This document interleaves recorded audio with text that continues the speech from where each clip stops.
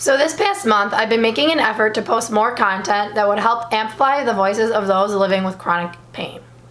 If you haven't checked out my most recent video, How Does Chronic Pain Make You Feel?, I highly suggest you do so. I collaborated with other chronic pain patients to shine a light on the fact that pain doesn't only impact someone on a physical level. With it being the last full week of Pain Awareness Month, I'm going to be reviewing today the documentary called Pain Warriors. Pain Warriors was released in January of 2019.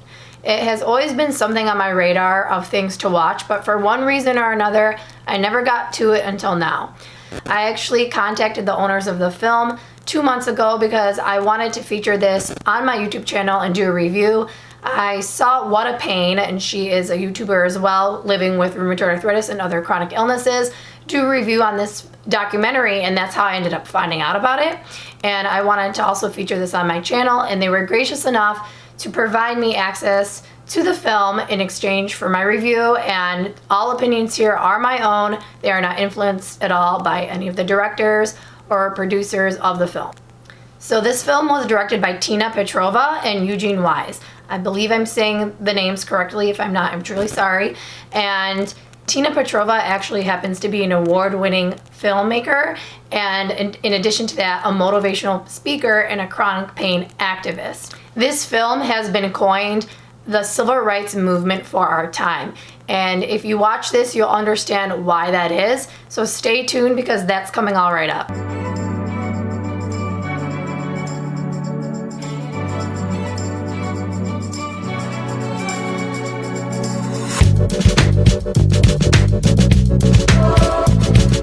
Hey guys, it's Effie. Welcome back to my channel where I discuss the good, the bad, and the ugly of living with a chronic illness and other lifestyle topics. If that sounds cool to you, make sure you hit subscribe and click on the bell button to be notified every time I post new content. In this video, I'm going to be reviewing a documentary called Pain Warriors.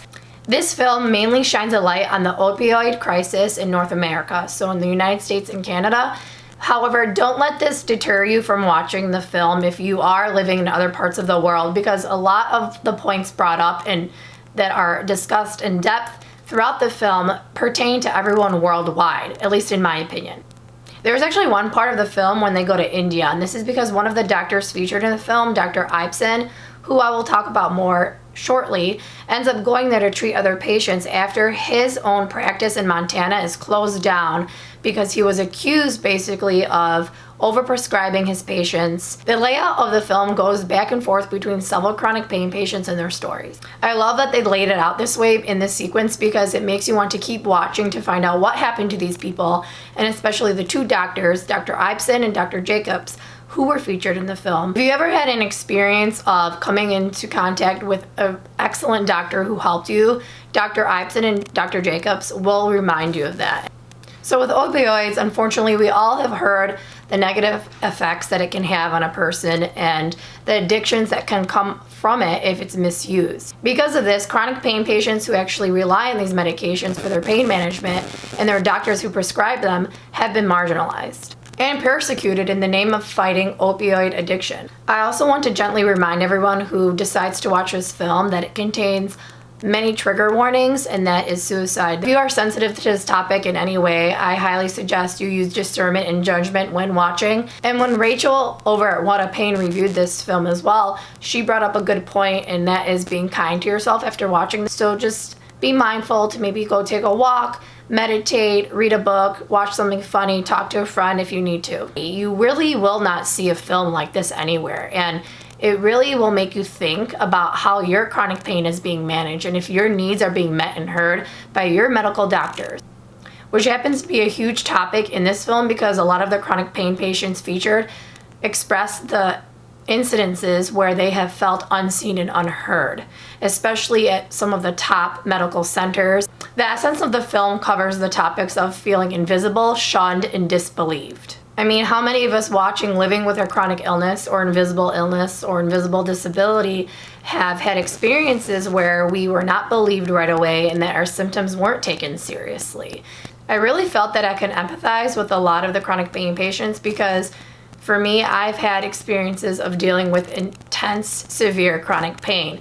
especially during the time when I was due to have my total knee replacement. So without giving too much away, this film features 4 chronic pain patients and their families. In addition to this, they actually feature a patient advocate who was enlisted to help someone in the film who was dealing with severe chronic pain from fibromyalgia and colitis. So that was really a great thing that they added into the film, because you rarely see a patient advocate in films, and especially in a documentary where they are helping someone else who needs help and doesn't have the support of family members or friends. So next, I want to share the 5 things that I appreciated the most as a chronically ill person myself. So number 1, I really appreciated the fact that they showed various chronic illnesses. They focused on people who have different conditions and also people who have had a car accident. And I found this really amazing because even in the part 1 of my film, I feature someone who has chronic back pain from a car accident. And so in Pain Warriors, you see a real life person dealing with spinal leaks due to a car accident. And while my film featured an actor, this film features someone who's really living with it. Number 2, they show that chronic pain does not discriminate, and I feel this is really important for the general public to understand. It does not care what age you are, your race, ethnicity, religion, how much money you make, how many degrees you have, if you're famous or not. So in this film, you'll see different genders and ages and socioeconomic backgrounds. The one thing that I wish I could have seen more of is a more diverse pool of people. Number 3, I love how they showed different relationship dynamics. And for instance, in the film, they feature an 11-year-old boy, Hunter, who had leukemia, and he was on chemotherapy for about 4 years. He survived cancer, and they showed the relationship between him and his sister and his mother. So I feel that was really an important aspect to show what chronic pain is like through a kid's eyes, and also show what it felt like for a parent who had to watch their child live with chronic pain and feel helpless and not really know how to help them.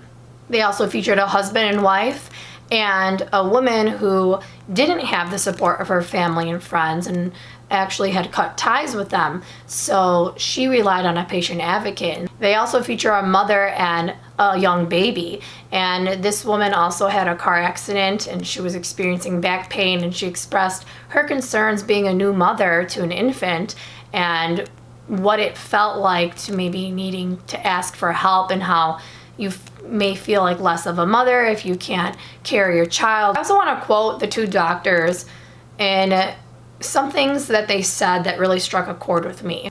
Dr. Jacobs points out a really interesting fact, and he says that for several years, pain was seen as a symptom. But now, through his work, he's finding that pain is more than just a symptom, and it's actually part of a pathological disease. He also brings up a great point that it's the duty of a medical person to believe a patient from the beginning. The other doctor featured in the film, Dr. Ibsen, he was an ER doctor for 30 years, and then he eventually moved on to open his own private urgent care center. You would see patients coming to his office who were on opioid medication for 10 years and now suddenly cut off and cold turkey for many of them, or having to wean off. And you know that if you are on medication, weaning off and cutting cold turkey are 2 very different things. You can either wean off safely and still feel some of the effects, or you can wean off and have it be very dangerous for someone. And then cutting it off cold turkey is just unethical. He came to find that 20% of his patients were actually functional when they had their pain medication. And if they didn't have their pain medication, then they could not go to work, they could not drive their car, they could not take care of their kids and their families. Another percentage of people were high functioning. Dr. Ibsen said that about 30 million people in the country were abandoned and left with no other alternatives for their chronic pain. So number 4 is one aspect of the film that really stood out to me, and it's when Hunter, the 11-year-old boy, said that kids need to see it in order to believe it. And he was referring to his chronic pain and how sometimes playing with other kids, they may not understand it right away, and they don't get it because they don't see him necessarily feeling ill or hurt. And for him to say that as an 11-year-old, it really was like, whoa, well, how many adults don't necessarily believe it because they don't see it? I know for me, when I had my own experiences, an adult didn't believe that I needed my disabled parking placard, and many of us living with invisible illnesses and disabilities as adults find that people our ages and older don't believe us either because they don't see it. And I thought that was astonishing that this child could really pick up on this need and, well, actually unmet need of the community as a whole. And this is why a lot of people become advocates to begin with, because they are not seen and heard. Number 5 is the fact that they bring up alternative therapies. And one of them that they bring up is cost effective, and it doesn't cost really anything for anyone other than time and energy to incorporate it into your daily life, and that's mindfulness. So one of the guys who teaches mindfulness in the film, he brings up that it can help deconstruct your pain. They also bring up other alternative therapies as well, which I feel is really important to bring to light for people, because many may not be aware of what other alternatives are out there. And for some they work, for some they don't. Everyone's different. But to not bring alternative therapies up in a film about chronic pain would not be doing justice, and it wouldn't be showing a well-rounded, multifaceted approach. But this is what the filmmakers did, and that's why this film is so beautiful, because it shows different sides. It goes deep into avenues where other films have not tackled before. So that's all I have for this review. I just wanted to give a general recap without spoiling it. I definitely give this 2 thumbs up, and if you are in need of watching something new this weekend, I highly recommend it. And it's also only 80 minutes, so it's not a super long film, and it really goes by fast because you're just so tuned into the amazing cinematography as well, which I appreciated. I think they did a really great job. And it's also available for streaming on Vimeo, iTunes, Amazon Prime, and on DVD. So you can find all the links to all of that and more about Pain Warriors below in the description box.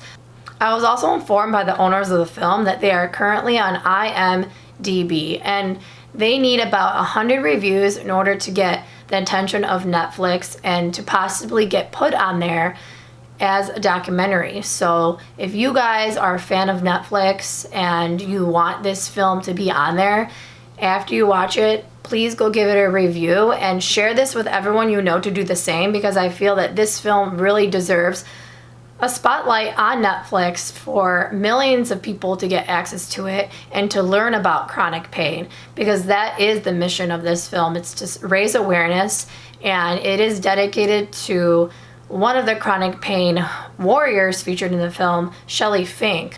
I'm also really honored that I had the opportunity to talk about this film on my channel and to help raise awareness for chronic pain. If you want to be featured on my next video, all you need to do is stay active on my Instagram and YouTube. On next week's, I will be choosing someone from YouTube, so stay tuned for that. Until next time, guys, bye!